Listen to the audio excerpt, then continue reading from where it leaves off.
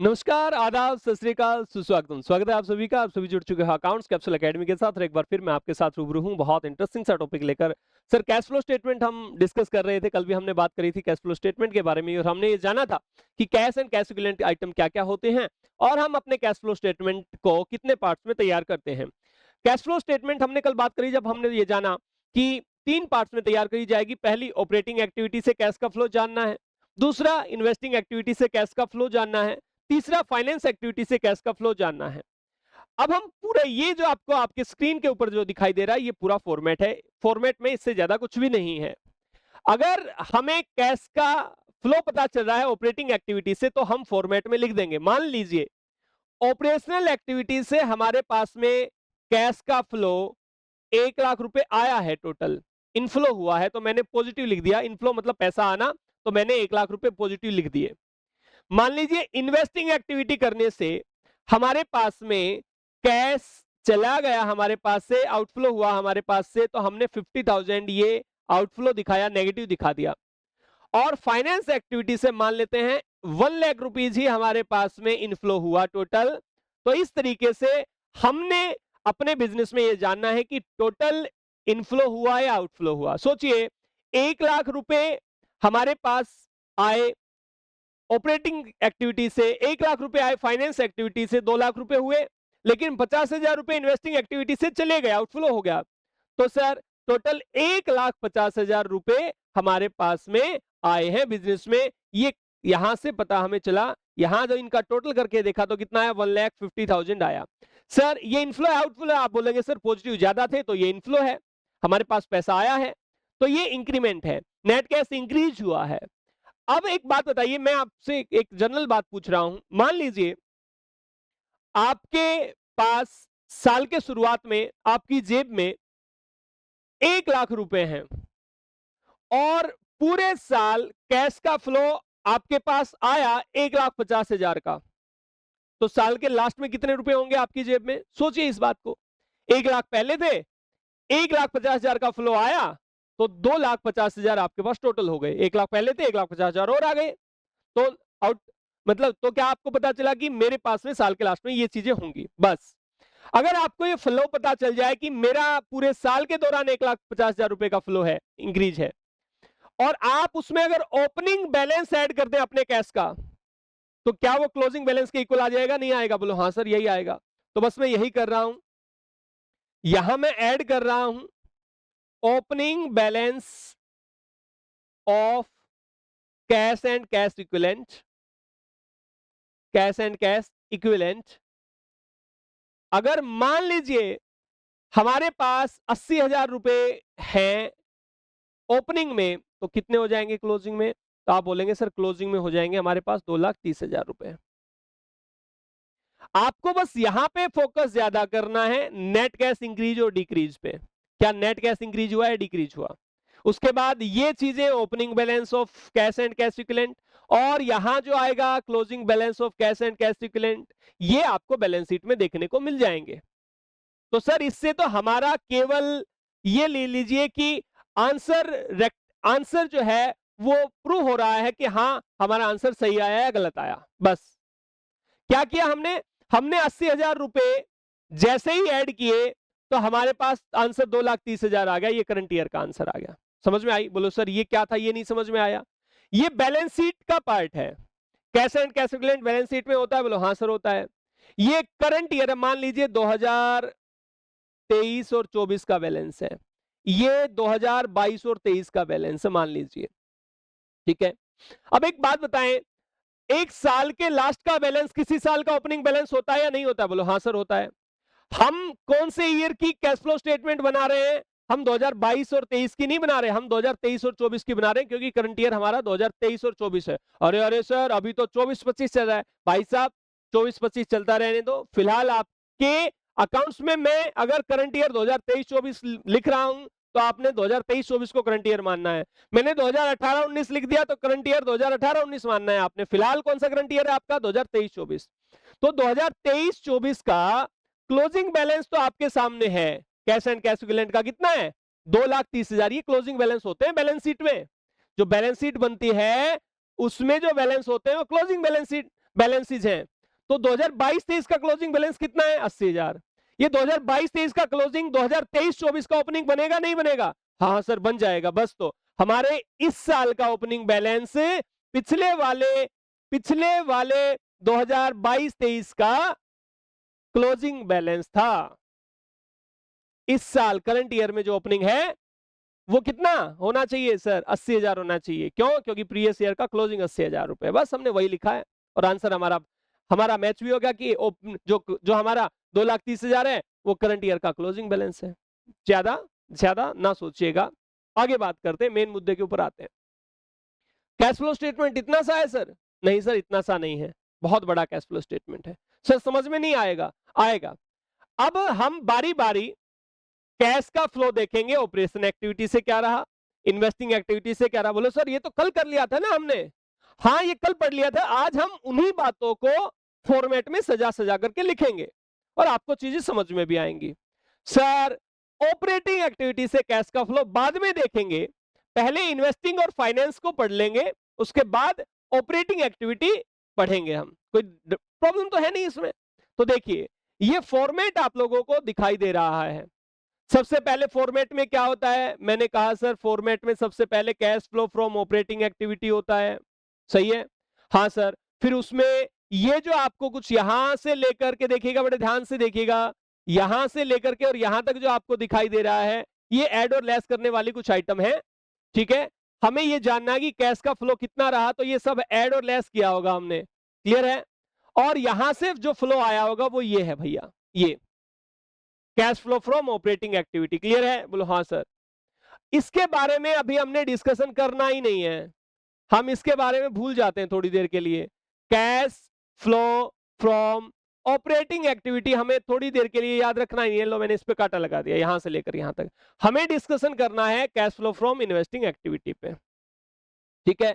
तो cash flow from investing activity में यहां इनका फ्लो एक्चुअल में नेट फ्लो क्या रहा वो यहां पे लिखते हैं, और फिर cash flow from financing activity इनका फ्लो यहां पे लिखते हैं। कुछ ऐड और लेस होने के बाद लिखा जाता है। अब वो ऐड और लेस क्या क्या होगा वो देखना चाह रहे हैं हम। तो सर कल जो हमने डिस्कस किया था अब उसकी बारी है दोबारा से रिवाइज करने की। कल हमने बात करी थी इन्वेस्टिंग एक्टिविटी के बारे में, और इन्वेस्टिंग एक्टिविटी में ये सब हमने पढ़ा था कि इन्वेस्टिंग एक्टिविटी रिलेट करती है हमारी नॉन करंट एसेट्स के साथ। जब हम नॉन करंट एसेट्स को सेल कर रहे हैं या परचेज कर रहे हैं तो वो इन्वेस्टिंग एक्टिविटी होती है। कैश का इनफ्लो जो भी होगा उससे पैसा आएगा वो जाकर के ऐड करना है, और आउटफ्लो जो था वो हमने जाकर के क्या करना है? लेस कर देना। ये सामने इनफ्लो दिखाई दे रहा है आपको। तो इनफ्लो में क्या क्या था ये देखो भैया, यहां से लेकर के और यहां तक की चीजें मैं उठा रहा हूं और मैं इनको लिख दे रहा हूं अपने फॉर्मेट में। ये कैश का इनफ्लो था, मैंने यहां पे इन्वेस्टिंग एक्टिविटी में लिख दिया। कोई डाउट तो नहीं है ना? अभी देखो वही सारी चीजें लिखी है मैंने जो कल हमने डिस्कस करी थी। अगर कोई प्रॉब्लम है तो हम इसके बारे में अभी बात करेंगे। क्या किया सबसे पहले हमने, बताएं एक बार। हमने ये बात करी थी कि investing activity non current asset से रिलेट करती है और इसमें होता है PNDLO, सही है ना? PNDLO। तो property plant and equipment purchase करेंगे तो क्या होगा? परचेज करेंगे तो सर इससे हमारा आउटफ्लो होगा। तो यहां पे मैं लिख रहा हूं purchase of property plant and equipment and intangible assets. Purchase करी तो सर आउटफ्लो होगा, आउटफ्लो होगा तो हमने लेस करना है अमाउंट, सही है? ये नेगेटिव होने वाली आइटम है, ये नेगेटिव लिखी जाएंगी, ठीक है? बोलो बात सर समझ में आई? सर फिर क्या करें? अच्छा सर इसके बाद नॉन करंट, ये प्रॉपर्टी प्लांट एंड इक्विपमेंट हो गया। अब इसके बाद एन का मतलब नॉन करंट इन्वेस्टमेंट है ना? तो ये लो भाई, अगर नॉन करंट इन्वेस्टमेंट परचेज करेंगे तो यहां पे लिख देता हूं मैं नॉन करंट इन्वेस्टमेंट। परचेज करिए भाई, माफ करना, तो परचेज लिख लेते हैं यहां पे। ये लो हमने लिखा purchase of non current assets, ये इन्वेस्टमेंट। यहां तक भी क्लियर होगी बात?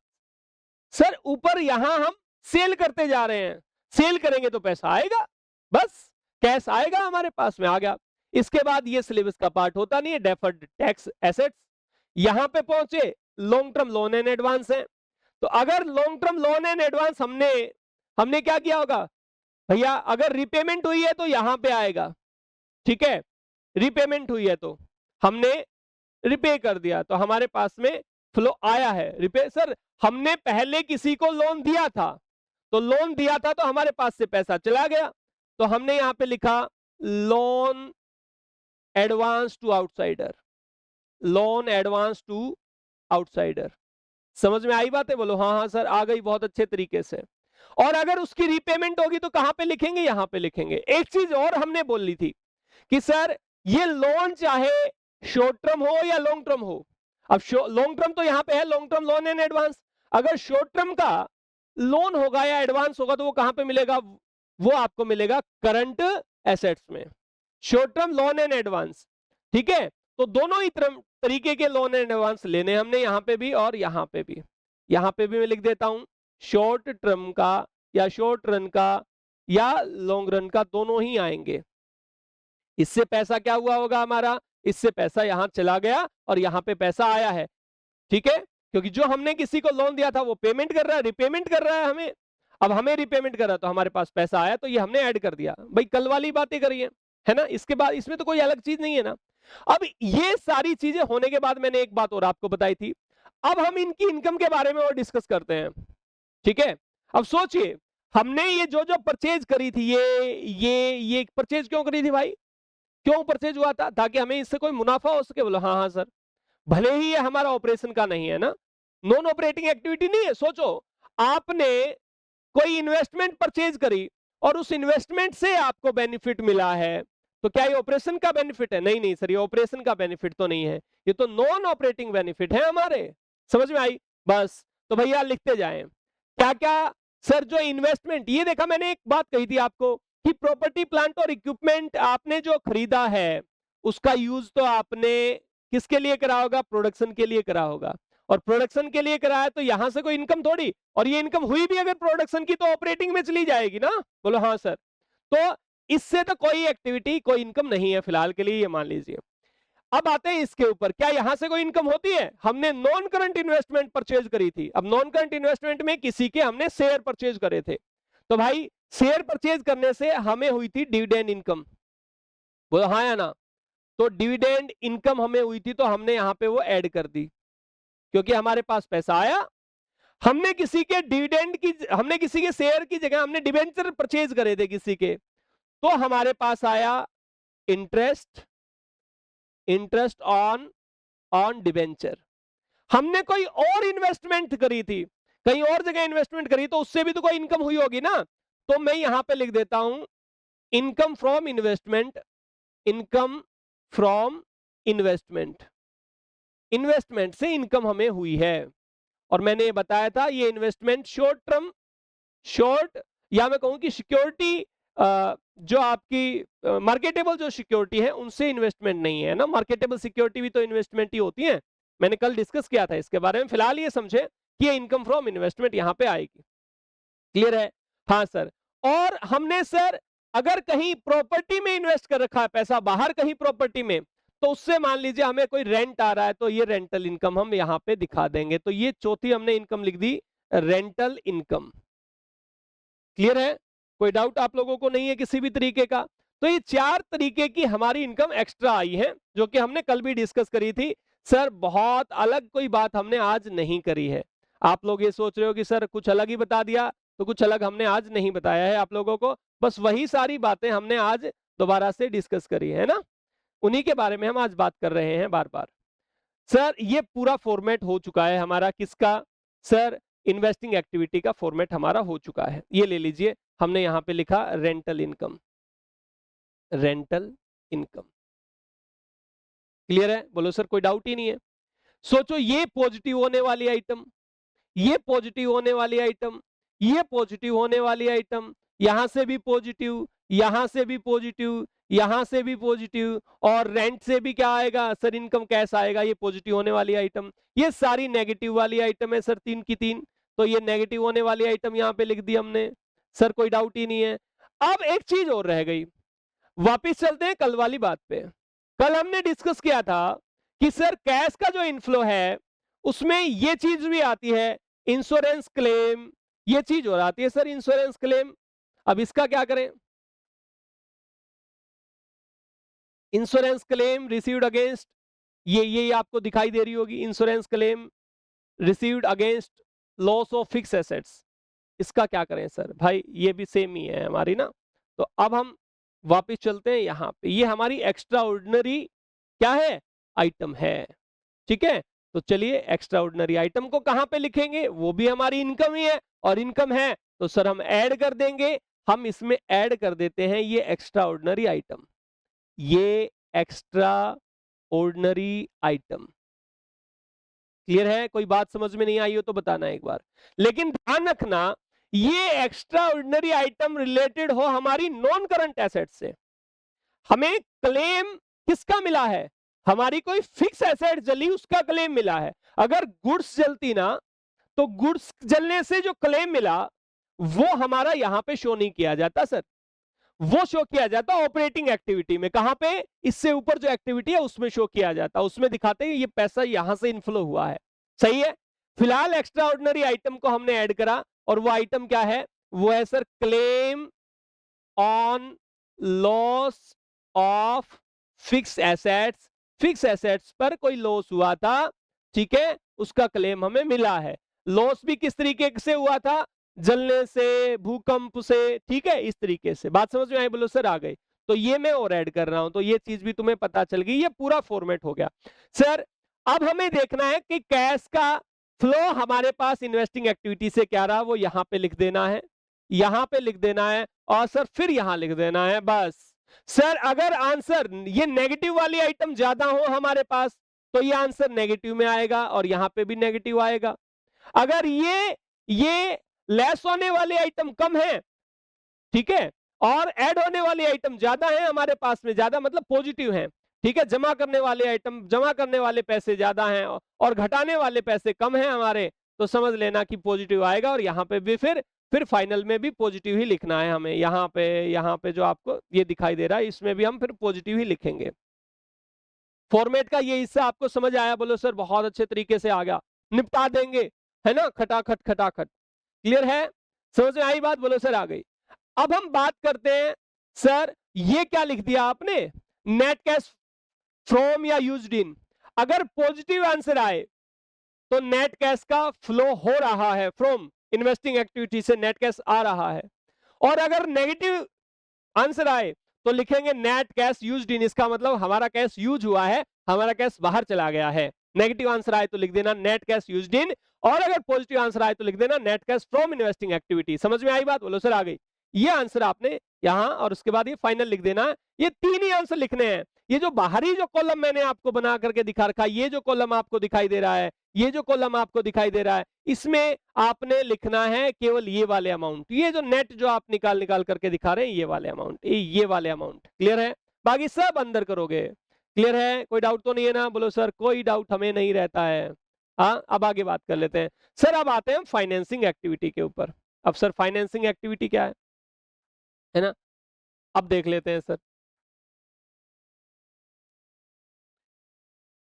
वापिस चले एक बार फाइनेंसिंग एक्टिविटी पे। फाइनेंसिंग एक्टिविटी में कौन कौन सी आइटम आती थी, कल हमने क्या क्या डिस्कस किया था? हमने बताया था फाइनेंसिंग एक्टिविटी रिलेट करती है कैपिटल से या बोरोइंग से। दो तरीके की बोरोइंग, शॉर्ट टर्म भी और लॉन्ग टर्म भी। सही है? बोलो हाँ हाँ सर, बहुत अच्छे से पता है हमें, आप क्या ही बता रहे हो, ये तो हमें आता है, कल हमने बहुत अच्छे से पढ़ा था। तो उसी के बारे में डिस्कस कर रहे हैं सर। कल हमने ये बताया कि अगर हमने शेयर्स को इश्यू कर दिया, अरे सर वो क्या था, वो हमने परचेज किए थे किसी दूसरी कंपनी के शेयर, आज हम इश्यू कर रहे हैं। जब शेयर इश्यू करेंगे तो पैसा आएगा हमारे पास, बस। तो कैश रिसिप्ट कहां कहां से होंगी, वो सारी हमारी इनफ्लो है, वो आपने ऐड कर देना। ये लो भाई, कल हमने जिन जिन के बारे में डिस्कस किया था वो दोबारा से हम वहीं पे लिख रहे हैं। ये लो ये हमने लिख दिया यहां पे अपने फाइनेंसिंग एक्टिविटी में, ठीक है। इनफ्लो था तो मैंने यहां पे लिखा, ये लिख दिया। ये सर आपको स्क्रीन पे दिखाई दे रहा है, कोई डाउट आपको किसी भी तरीके का फिलहाल नहीं है? क्या क्या लिखा है सर? हमने शेयर्स को इश्यू किया शेयर्स भी कौन कौन से सर? इक्विटी शेयर या प्रीफरेंस शेयर। तो जो भी पैसे आए सर, शेयर की वैल्यू फेस वैल्यू तो थी 10 रुपए और हमने वो 12 रुपए में इश्यू किया था, तो क्या 2 रुपए भी एक्स्ट्रा लिखने? हाँ भाई साहब, जो पैसा आया ना, चाहे कैसे भी आया है, शेयर इश्यू करने से जो पैसा आया लिख दो, बस बात खत्म। सही है ना? बोलो हाँ सर। सर उसके साथ तो प्रीमियम भी आता है। अरे मैं कह तो रहा भाई साहब, प्रीमियम यहाँ पे लिखना है, ये लो ना। मैं तो बार बार कह रहा हूं आपको कि प्रीमियम के साथ लिखना है आपने पैसा। क्लियर है? बोलो हाँ सर। अरे आपने जब एंट्री करी, आपके पास आपने 10 की जगह 12 रुपए मंगवाए, तो एंट्री में बैंक अकाउंट 12 रुपए से ही तो डेबिट हुआ होगा। बोलो हाँ हाँ सर, ये बात समझ में आई। बस तो बस यही बात लिखनी है। हमने शेयर इश्यू करे तो पैसे हमारे पास आए। दूसरा, पैसे कहां से आए सर? डिवेंचर को इश्यू करने से आए। ठीक है, ये बोरोइंग वाला पार्ट है। ये तो शेयर कैपिटल था जो आपको इक्विटी एंड लाइबिलिटी में शेयर होल्डर फंड में दिखाई दिया। फिर हम पहुंचे नॉन करंट लाइबिलिटी पे, तो उसमें डिबेंचर को इश्यू करने से जो हमें मिला वो प्रोसीड्स हमने किए। और फिर हम पहुंचे सर अदर बोरोइंग्स के ऊपर, तो लॉन्ग टर्म बोरोइंग या शॉर्ट टर्म बोरोइंग। ठीक है, सारी ही बोरोइंग, वो जिनसे भी जो जो पैसा हमारे पास आया वो हमने ऐड करके यहाँ पे लिख दिया, क्योंकि पैसा हमारे पास आया है। बात समझ में आई? बोलो हाँ हाँ सर, इसमें भी कुछ अलग नहीं था। तो सर अलग अब भी कुछ नहीं है। अब बारी आएगी लेस करने वाले आइटम की। कौन कौन से आइटम लेस करने हैं? फिर से वहीं पहुंच जाओ, कहां पे? कैश फ्लो स्टेटमेंट में, जो कल हमने पढ़ा था। सर आउटफ्लो कैसे कैसे होता है? तो आउटफ्लो होता है, ये जो शेयर हमने खरीदे थे इन्हीं से होता है ना, इन्हीं को रिडीम करते हैं। तो वापिस चलते हैं, देखिए क्या क्या था हमने डिस्कस किया था। अगर शेयर इश्यू किए हैं तो पैसे आए, अब क्या करेंगे? अब हम शेयर को रिडीम करेंगे, है ना? तो ये लो, रिडम्पशन, रिडम्पशन ऑफ शेयर्स। कौन से शेयर भाई साहब? प्रेफरेंस शेयर्स रिडीम होते हैं, मैंने कल भी बताया था। ठीक है, उसके बाद और बायबैक ऑफ इक्विटी शेयर, अपने शेयर बायबैक करे जाते हैं। बायबैक ऑफ इक्विटी शेयर्स, अपने ही शेयर कंपनी ने बायबैक कर लिए, दोबारा से खरीद लिए। इक्विटी शेयर्स बायबैक करे जाते हैं, प्रेफरेंस शेयर रिडीम होते हैं। तो सोचो, जब अपने शेयर खरीदेगी तो उससे कैश जाएगा, और सेम प्रेफरेंस शेयर को रिडीम करेगी, मतलब रिपेमेंट होगी, तो भी पैसा हमारे पास से जाएगा। तो हमने लेस करके लिख दिया, कोई डाउट ही नहीं। अब डिबेंचर के बारे में भी सेम है। ये डिबेंचर, यहां पे इन पे आओ, तो redemption of debenture, of debenture हो गया। सही है। और ये लॉन्ग टर्म लोन और ये जो शॉर्ट टर्म बोरोइंग हमने ली थी, इनकी भी पेमेंट होगी। तो इनके लिए लिख देते हैं repayment of long term loan and short term borrowing, या लॉन्ग टर्म बोरोइंग या शॉर्ट टर्म बोरोइंग, जो भी लंबे टाइम के लिए लिया है भाई साहब उधार में, अब उसकी पेमेंट करी जाएगी, तो उससे हमारे पास से पैसा जाएगा। समझ में आई बातें? बोलो सर, बहुत अच्छे तरीके से आ गई। अब एक बात बताओ, जब तुमने पैसा लिया तो कोई बेवकूफ तो है नहीं वो तुम्हें फ्री में पैसा देगा। अगर तुमने शेयर इश्यू किए हैं, किसी को शेयर दे करके पैसे लिए हैं, तो वो अब तुमसे डिविडेंड भी तो मांगेगा। बोलो हाँ सर, डिविडेंड तो ऊपर भी लिख लिया था। अरे वो डिविडेंड से होने वाली इनकम थी, वो इन्वेस्टमेंट की इनकम है, और ये हमने पे करने हैं भाई साहब। तो अब हम आते हैं पेमेंट के बारे में। तो डिविडेंड डिविडेंड जो हमने पे करे हैं वो सारे यहां पे आएंगे। ठीक है, चाहे वो इक्विटी शेयर पे डिविडेंड पे किया है, चाहे वो प्रेफरेंस शेयर पे। इसके बाद क्या है सर? इंटरेस्ट। इंटरेस्ट जो हमने पे किया है किसके ऊपर? सर डिबेंचर के ऊपर। और सर जो हमने लोन लिए थे उनके ऊपर, जो भी हमने बाहर से बोरोइंग करी थी उन सब के ऊपर जो इंटरेस्ट पे किया है वो भी यहां पे आएगा। क्लियर है? कोई डाउट तो नहीं है? अगर हम आगे बात करें तो सर क्या क्या चीजें थी, देखो यही है, interest on loan, interest on loan, ये आपको दिखाई दे रहा है, माफ कीजिएगा, ये आपको दिखाई दे रहा है, इंटरेस्ट ऑन लोन और इंटरेस्ट पेड। एक मिनट वेट करेंगे आप, वेट कीजिए प्लीज।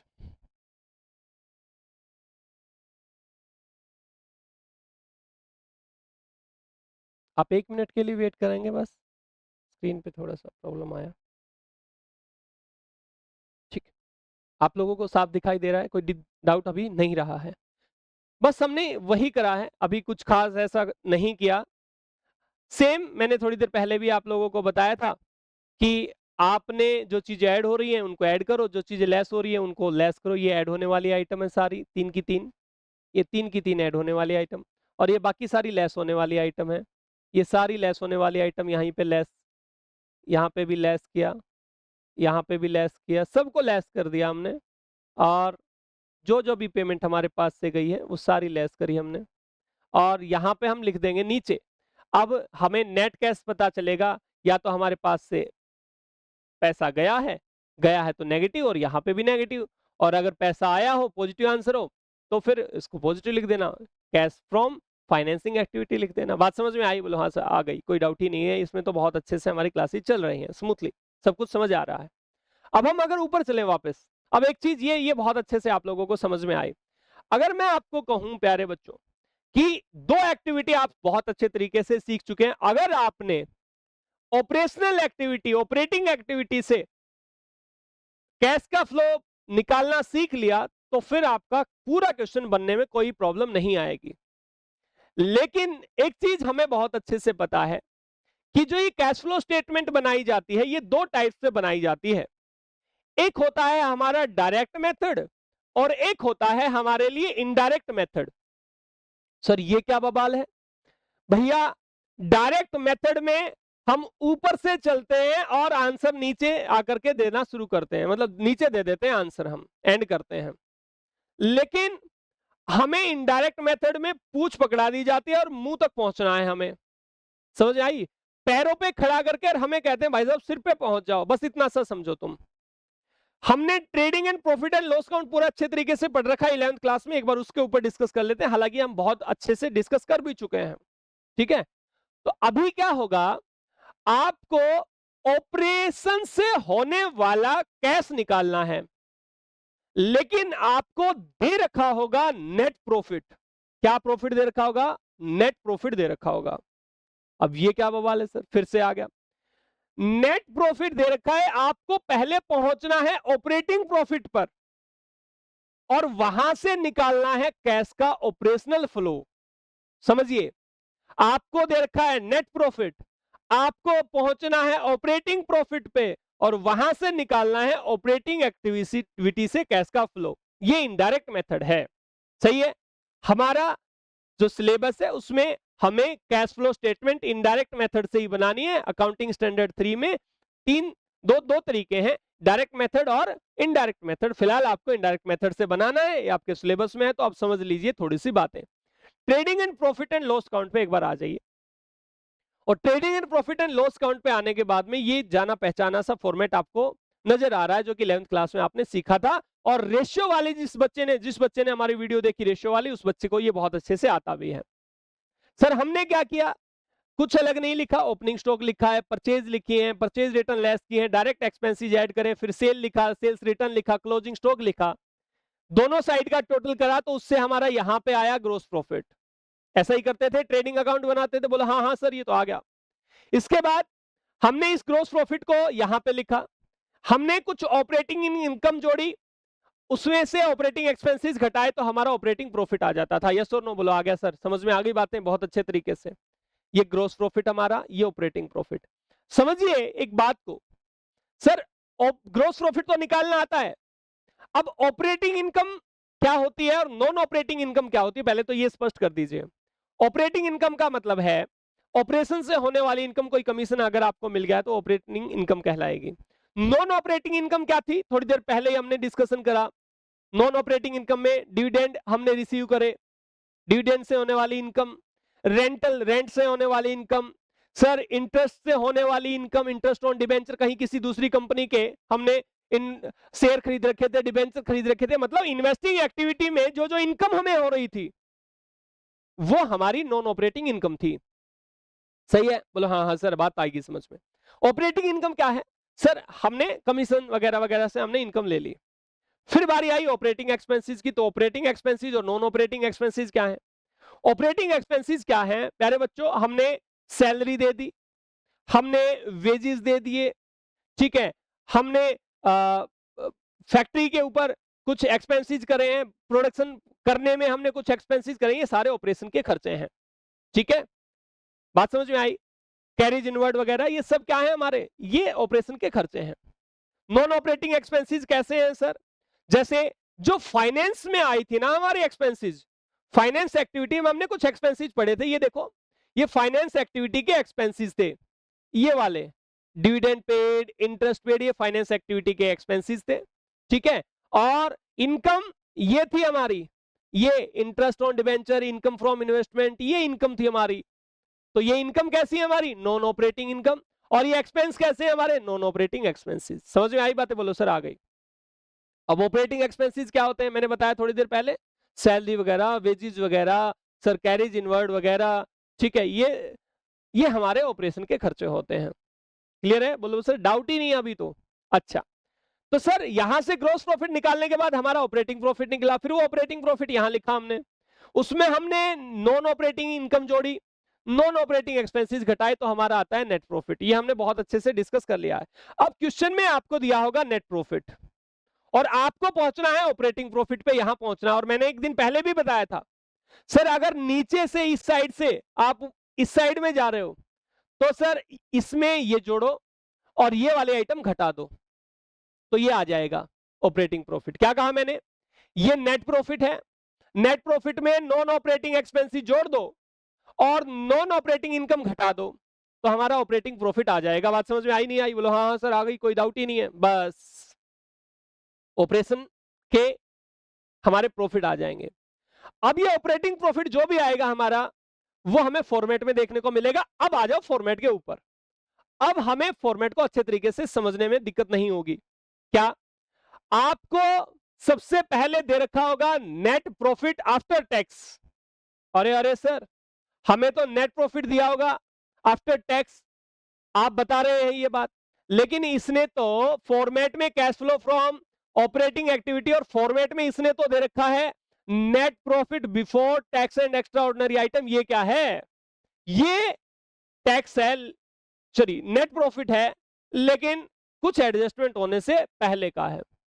सर हमारे पास तो होगा, हमारे पास होगा क्या, हमारे पास होगा net profit after tax and extraordinary item, ये हमारे पास होगा, ये क्वेश्चन में दे रखा होगा।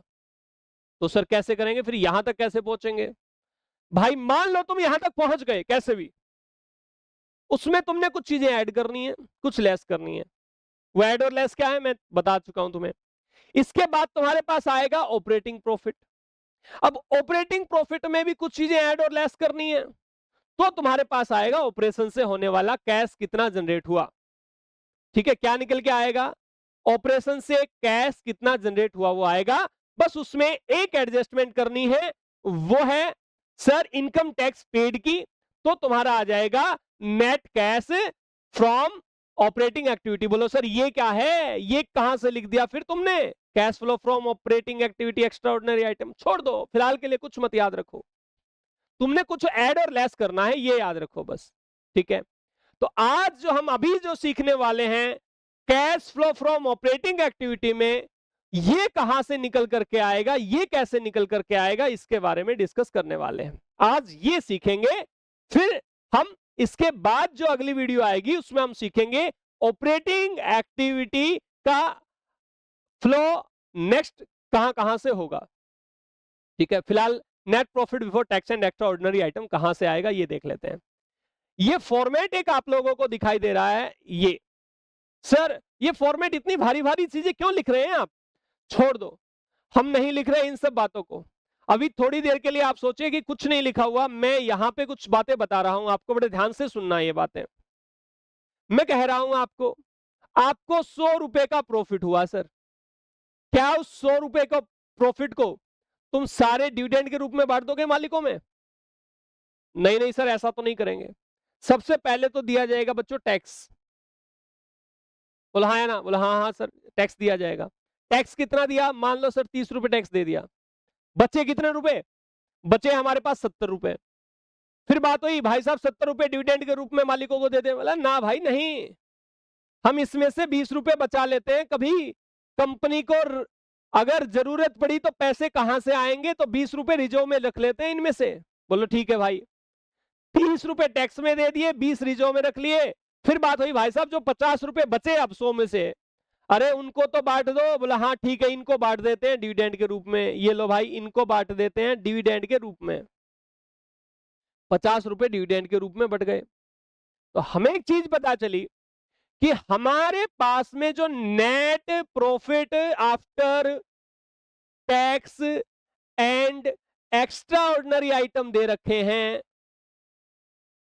एक्स्ट्रा ऑर्डिनरी आइटम ये हमें दिया होगा प्रॉफिट, ठीक है, ये टैक्स रिजर्व और डिविडेंड कटने के बाद दिया है। आफ्टर दे रखा ना, इसका मतलब टैक्स भी कट चुका उसमें से रिजर्व भी घटा चुके हैं, उसमें से डिविडेंड भी घटा चुके हैं। और मैंने बताया नीचे से ऊपर जाना भाई साहब, नेट प्रॉफिट से ऑपरेटिंग एक्टिविटी के ऊपर जाना है बस। तो जो चीजें घटा रखी है उनको जोड़ते हुए चलो। इसमें क्या क्या करना पड़ेगा अब आपको? अब इस net profit after tax and extraordinary item में आपको 3 चीजें जोड़नी है। मतलब पहला जोड़ना है टैक्स, ठीक है, दूसरा जोड़ना है रिजर्व, और तीसरा जोड़ना है डिविडेंड। ये 3 चीजें जोड़नी है, बस बात खत्म हो गई। इसके बाद जो तुम्हारा आएगा वो आएगा net profit before tax and extraordinary item आ जाएगा। समझ में आई बातें? बोलो सर बहुत अच्छे तरीके से आ गई, क्लियर है? बोलो हाँ हाँ सर, कोई डाउट ही नहीं है।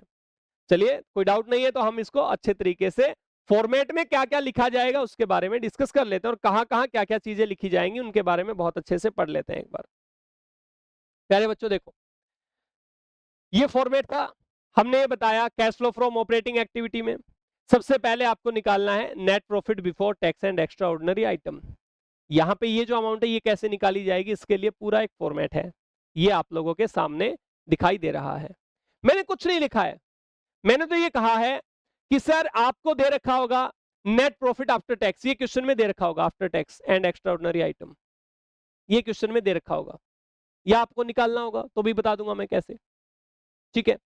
उसमें आपको क्या क्या ऐड करना है, तो सबसे पहले मैं एक बार इसको खत्म कर देता हूं। ये लो, इसको मैं साफ कर दे रहा हूं थोड़ी देर के लिए, ताकि आप लोगों को परेशानी ना हो, आप लोग अच्छे तरीके से समझ पाए बातों को, ठीक है। इसको भूल जाओ थोड़ी देर के लिए, क्या लिखा है मैंने, इन पे ध्यान नहीं देना भाई साहब, यहां से लेकर यहां तक कोई ध्यान मत दो।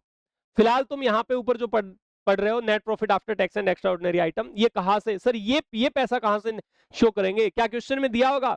अब ये देखो क्वेश्चन आपको कैसे मिलेगा। पहले क्वेश्चन मिलेगा आपको इस तरीके से भाई साहब, कहां गया रे क्वेश्चन, अच्छा, क्वेश्चन मिलेगा आपको इस तरीके का,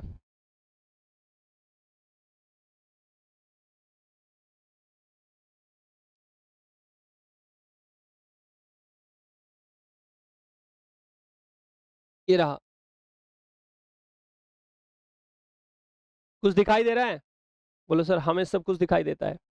आप लोगों को क्वेश्चन में बैलेंस शीट दे रखी होगी, आपको बोलेगा कैश फ्लो स्टेटमेंट बनाओ, आपको क्वेश्चन में स्टेटमेंट ऑफ पीएनएल दे रखा होगा, आपको बोलेगा बैलेंस शीट बनाओ, सॉरी कैश फ्लो स्टेटमेंट बनाओ।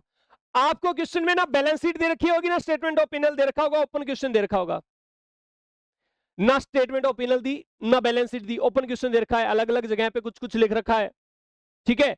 और आपको बोलेगा बताओ कैश फ्लो स्टेटमेंट कैसे बनोगे। तो 3 तरीके से आपको क्वेश्चन देखने को मिलेगा। फिलहाल अगर आपको बैलेंस शीट दे रखी है तो आपको net profit after tax and extraordinary item कहां से पहचानना है।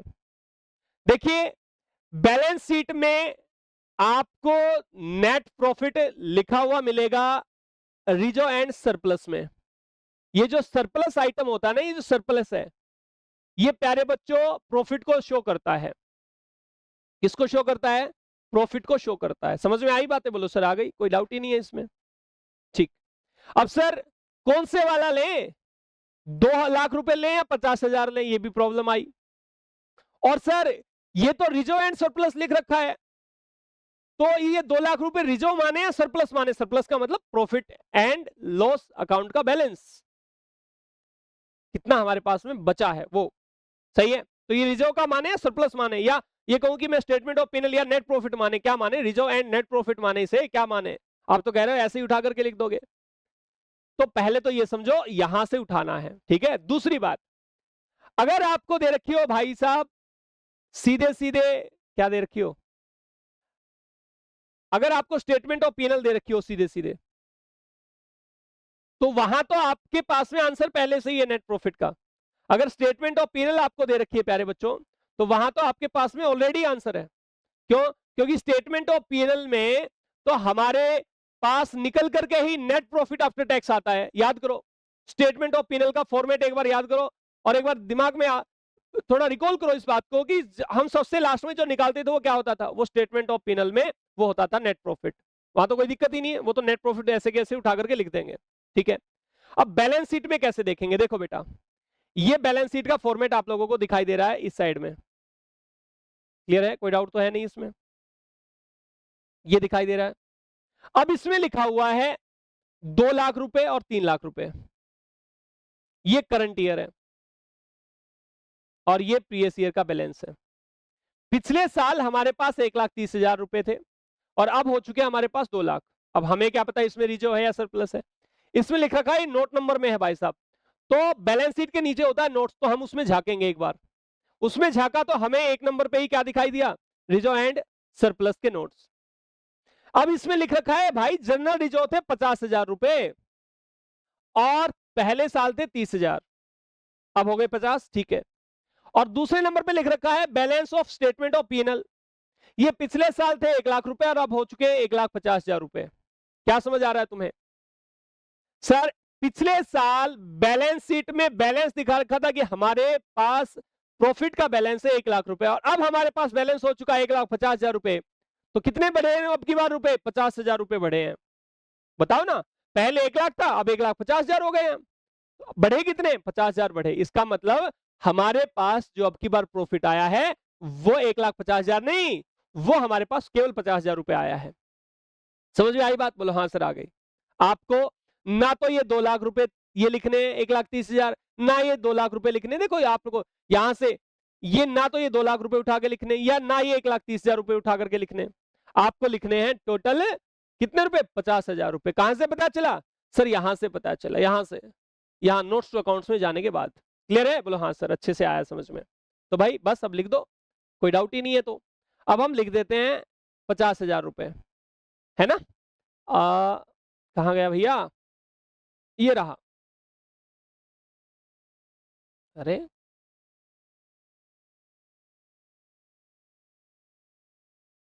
हाँ,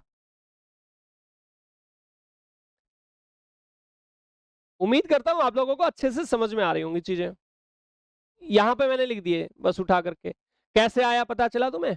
ये 50,000 रुपए लिख दिए। हमने कुछ नहीं किया, हमने करंट ईयर के बैलेंसेस में से प्रीवियस ईयर के बैलेंसेस घटा दिए, या कहूं क्लोजिंग बैलेंसेस में से ओपनिंग बैलेंस घटा दिए, क्योंकि प्रीवियस ईयर के बैलेंसेस हमारे इस साल के ओपनिंग बैलेंस है ना, तो मैं ये भी कह सकता हूं क्लोजिंग माइनस ओपनिंग। समझ में आई बात? बस सबसे पहला काम आपका ये हो गया। अब मैंने इसमें ऐड करने के लिए कुछ बातें बताई थी। आपने ऐड करना था रिजर्व, आपने ऐड करना था क्या? डिविडेंड, आपने ऐड करना था क्या? टैक्स। ऐड करते चलो भैया। Sir transfer to general reserve, इस साल जितने ट्रांसफर हुए ना केवल वो लिखने हैं भाई। ट्रांसफर टू रिजर्व, रिजर्व लिख देता हूं, जनरल रिजर्व नहीं। जितना भी इस साल रिजर्व में ट्रांसफर हो सारा लिख देंगे यहां पे। क्लियर है? कोई डाउट तो नहीं है ना? सर ये कहां से पता चलेगा? फिर से बैलेंस शीट पे पहुंच जाओ, आओ। अब रिजर्व कहां पे लिखे हुए थे बैलेंस शीट में? तो सर रिजर्व लिखे हुए थे बैलेंस शीट में, ये रहे रिजर्व एंड सरप्लस में ही। तो सर अब की बार लिखे क्या? अब की बार 31 में से 2 लाख घटाए? ना ना ना ना भाई साहब, अब की बार भी 31 में से 2 नहीं घटाना है, 2 लाख में से 31 नहीं घटाना है। फिर से इसके लिए क्या दे रखा है? नोट्स। तो नोट्स में झांको एक बार पहले जाकर के, नोट्स टू अकाउंट्स लिखा होगा बैलेंस शीट के नीचे, वहां गए तो हमें पता चला जनरल रिजर्व पिछले साल थे 30,000 के और अब की बार हो चुके हैं 50,000 के।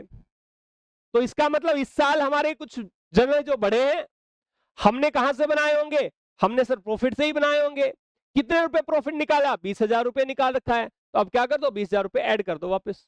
30 और 20 का डिफरेंस, हमने कुछ नहीं किया, हमने करंट ईयर के डिफरेंस में से प्रीवियस ईयर का डिफरेंस घटा दिया, बैलेंस में से प्रीवियस ईयर का बैलेंस घटा दिया, तो हमारा जो डिफरेंस आया वो हमने लिखना है।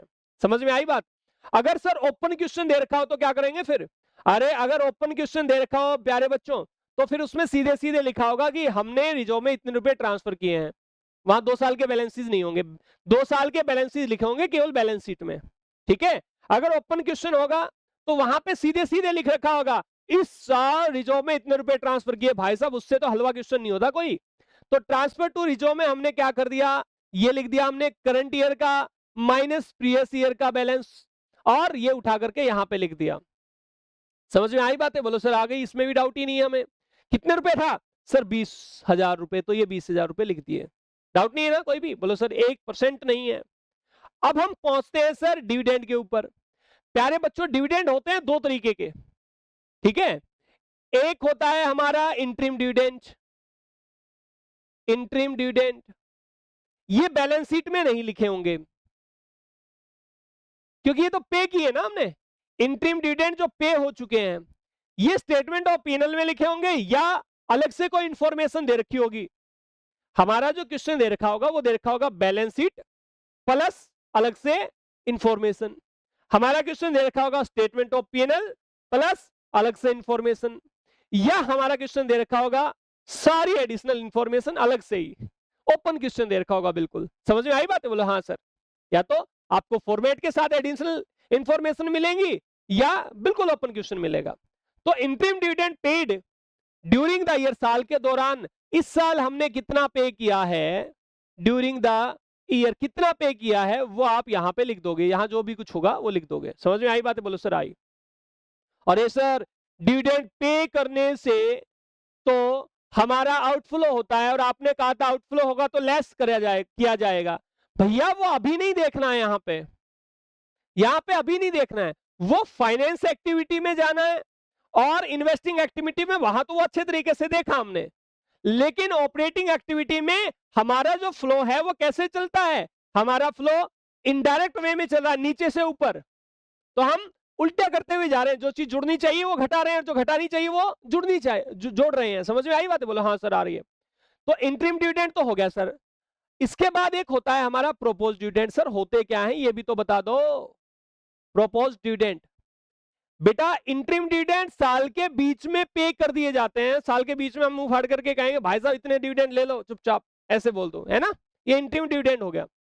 प्रोपोज डिविडेंड होता है आपके जो डायरेक्टर्स लोग हैं कंपनी के, वो एनुअल जनरल मीटिंग से पहले प्रपोज करते हैं, बता दें भाई साहब इतने डिविडेंड आपको प्रपोज, इतना डिविडेंड देंगे।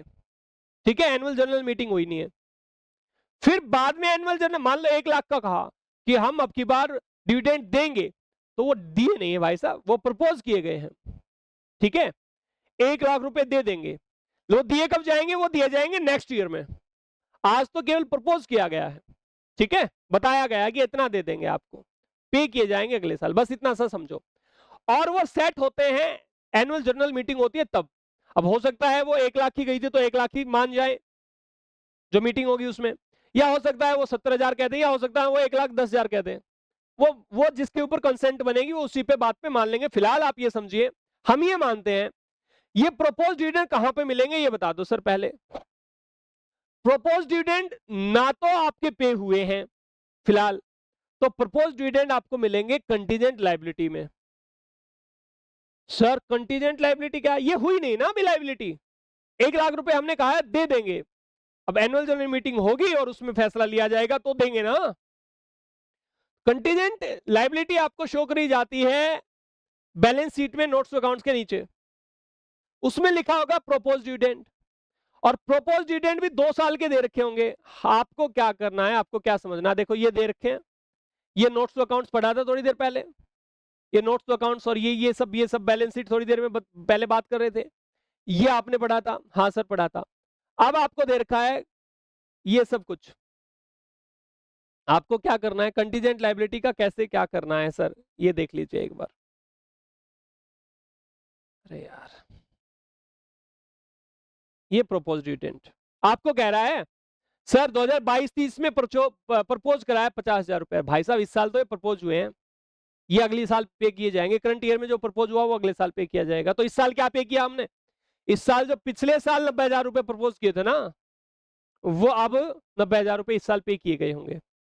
इसका मतलब हमारे प्रॉफिट में से जो डिविडेंड पे किया गया है वो ये 50,000 रुपए नहीं पे करेंगे अब की साल, जो पिछले साल प्रपोज किया था वो इसके अब के साल घटाया गया 90,000 रुपए। समझ में आई? तो प्रपोज डिविडेंड में हमने कौन से साल का बैलेंस लेना है? प्रीवियस ईयर का बैलेंस लेना है, या मैं कह दूं क्या, ओपनिंग बैलेंस लेना है। ठीक है, कौन सा लेना है? प्रीवियस ईयर का बैलेंस कह दो या ओपनिंग बैलेंस कह दो। समझ में आई? तो ये आपके सामने दोबारा से प्रोपोज डिविडेंड आपको दिखाई दे रहा है, ये लो प्रोपोज डिविडेंड। और ये कौन से वाला लेना है? ये हमने उठाना है प्रीवियस ईयर वाला, प्रीवियस ईयर वाला डेटा उठाना है हमने भाई। डाउट तो नहीं है ना कोई भी? बोलो सर कोई डाउट नहीं है हमें, हमें डाउट रहता ही नहीं है। अच्छा, इसके बाद बारी आती है सर टैक्स की। अब टैक्स का क्या करें, कैसे लिखें सर, ये तो समझ ही नहीं आ रहा।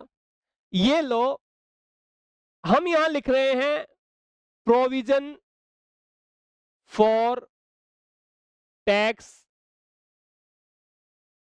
Made during the year. बोलो सर आपने तो कहा था टैक्स टैक्स, ये तो आपने कोई अलग ही बात लिख दी, यही बात लिखी जाएगी। Provision for tax made during the year, साल के दौरान हमारे पास में कितना प्रोविजन बना। ये मैं जो लिख रहा हूं ये मेड लिख रहा हूं, इसको बड़े ध्यान से समझना। तुमने क्या लिख रहा हूं सर? मेड लिख रहा हूं, मेड हुआ है ये प्रोविजन, साल में हमने प्रोविजन कितना बनाया वो यहां पे लिख देना है, जो क्योंकि प्रोविजन बना होगा तो उससे प्रॉफिट कम हुआ होगा। बोलो हाँ हाँ सर, बात तो समझ में आई। क्लियर है? चारों चीजें लिख दी। क्या क्या सर? हमने लिख दिया ये रिजो लिख दिया, डिविडेंड लिख दिए। अब प्रोविजन या टैक्स की बारी। अब सर ये लिखा कहां पे होगा? ये प्रोविजन फॉर टैक्स कहां से पहचानेंगे? अब आ जाओ वापस बैलेंस शीट के ऊपर भाई। बैलेंस शीट के ऊपर पहुंचे हम वापस, हम यहां गए, प्रोविजन फॉर टैक्स हमें कहीं पे नहीं दिखाई दे रहा, लेकिन हमें पता है प्रोविजन फॉर टैक्स आता है शॉर्ट टर्म प्रोविजन में। कहां पे आता है provision for tax? Short term provision में, यहां पे लिखा जाता है बच्चों। ये आपने जब बैलेंस शीट का फॉर्मेट पढ़ा था तो वहां सब चीजें पढ़ी होंगी। शॉर्ट टर्म प्रोविजन में प्रोविजन फॉर टैक्स लिखा होता है। अब ये 4 लाख 3 लाख रुपए लिख रखा है फिलहाल, ठीक है, इसको छोड़ दो। आपको ये समझना है, ये यहाँ पे जो 2 नंबर लिख रखा है इसका मतलब ये नोट्स टू अकाउंट्स में लिख रखी है चीजें। तो नोट्स टू अकाउंट्स में गए, नोट्स टू अकाउंट्स में देखा, अरे सर यहाँ पे तो 4 लाख 3 लाख है। हाँ भाई यही तो था, ऊपर भी 4 लाख रुपए और 3 लाख रुपए। अब क्या करें सर इसका? अब मुझे एक बात बताओ, प्रोविजन फॉर टैक्स ये है पिछले साल बना हुआ, और ये है अब के बार बना हुआ प्रोविजन। सही है? बोलो हाँ सर सही है। और कोई इंफॉर्मेशन नहीं दे रखी आपको प्रोविजन फॉर टैक्स के अलावा, टैक्स के बारे में और कोई इंफॉर्मेशन नहीं दे रखी, तो आपने ये मानना है ये 4 लाख रुपए ही प्रोविजन मेड हुआ होगा। प्रोविजन 4 लाख रुपए मेड हुआ होगा, बना होगा। समझ में आई बातें? बोलो हाँ सर आ गई। तो सर ये 3 लाख का कुछ नहीं करना, भूल जाओ, अभी अभी कुछ नहीं करना। ये हुआ होगा टैक्स पेड, टैक्स पेड। समझ में आई बातें? बोलो हाँ सर आ गई। पर ये अलग अलग चीजें क्यों लिख रहे हो सर आप? और आपने तो बोला था, मैंने ये कहा था जो प्रोविजन बनेगा ना आप वो ऐड करोगे किसके अंदर? नेट प्रॉफिट के अंदर। फिलहाल आप 4 लाख रुपए ऐड कर दो, और ये जो टैक्स मेड और वगैरह वगैरह मैंने लिखा है अभी इसको भूल जाओ। इतना सा याद करो मास्टर जी ने कुछ लिखा है। ठीक है, बात समझ में आई? बोलो आ गई सर। इसके बारे में एक बहुत बड़ी एडजस्टमेंट है। प्रोविजन फॉर टैक्स अकाउंट आप लोगों को सिलेबस, आप लोगों को क्वेश्चन में बनाना पड़ता है। बड़ा अगर क्वेश्चन आता है तो उसमें 2 अकाउंट बनाने पड़ते हैं, एक प्रोविजन फॉर टैक्स अकाउंट और एक आपका फिक्स एसेट्स अकाउंट। ये बनाने पड़ते हैं आपको। तो इनसे रिलेटेड तो भर भर के आपको एक मतलब ये कहूं कि एडजस्टमेंट मिलेगी। ठीक है, तो वो अच्छे तरीके से समझेंगे। फिलहाल के लिए इतना सा समझो कि जो करंट ईयर का बैलेंस है ना वो आपका प्रोविजन मेड मानेंगे, अगर कोई और इंफॉर्मेशन नहीं दे रखी तो। ठीक है, बात समझ में आई? बोलो सर आ गई।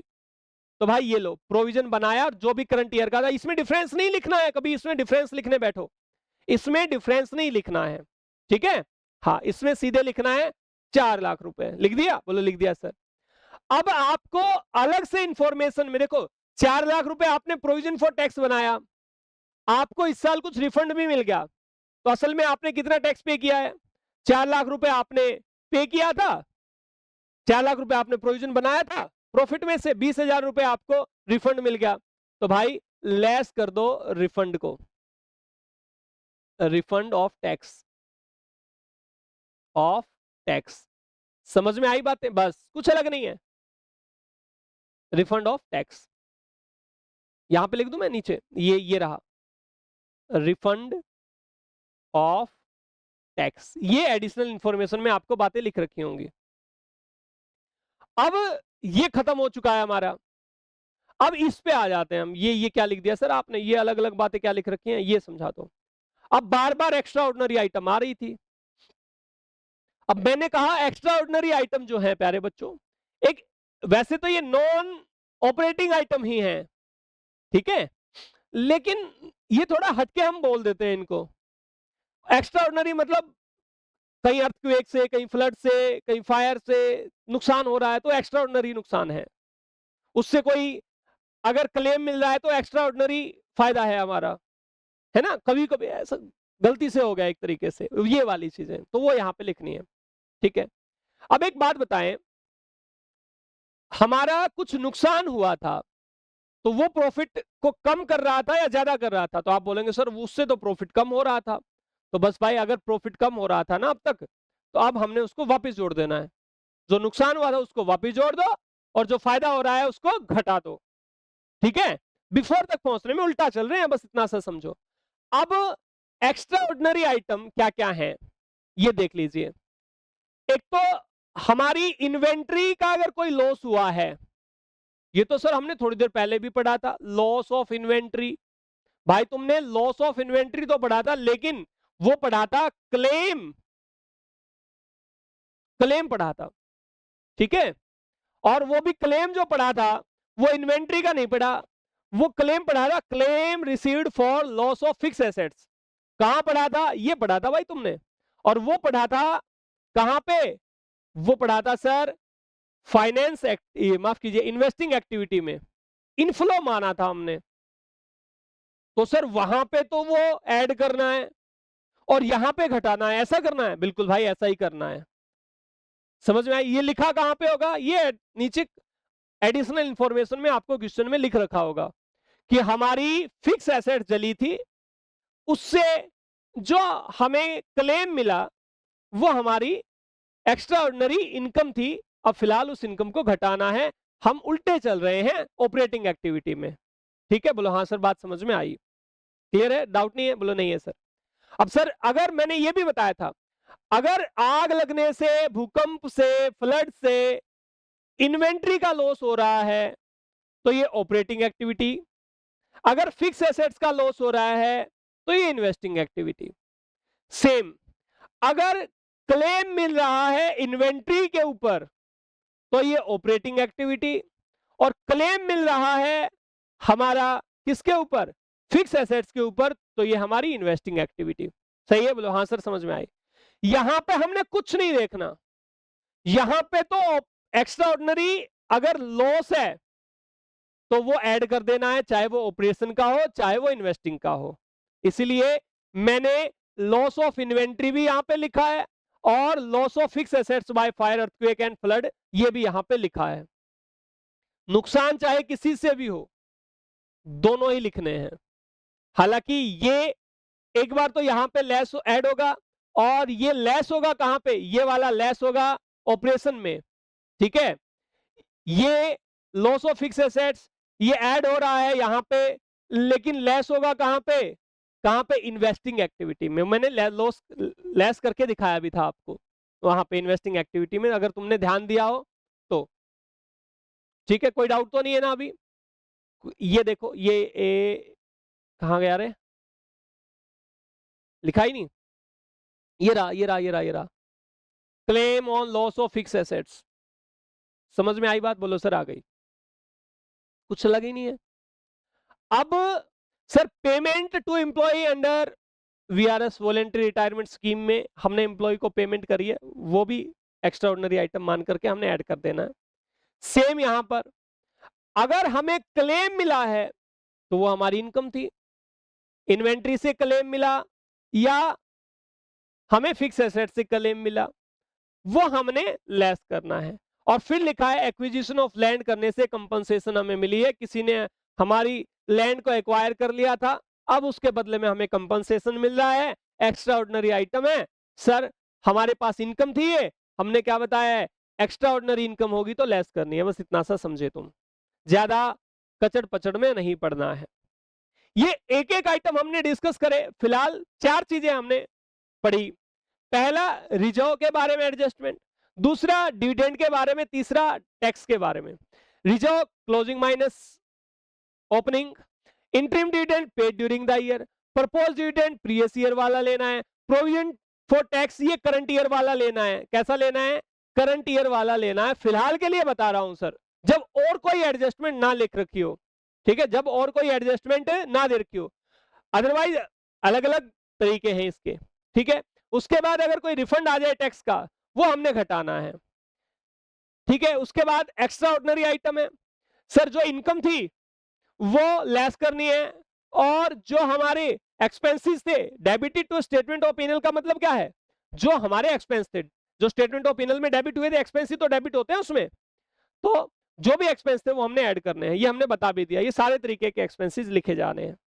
अब आप लोगों का काम क्या है प्यारे बच्चों? ये इतना सा फॉर्मेट आपको मोटा मोटा समझ में आ गया होगा।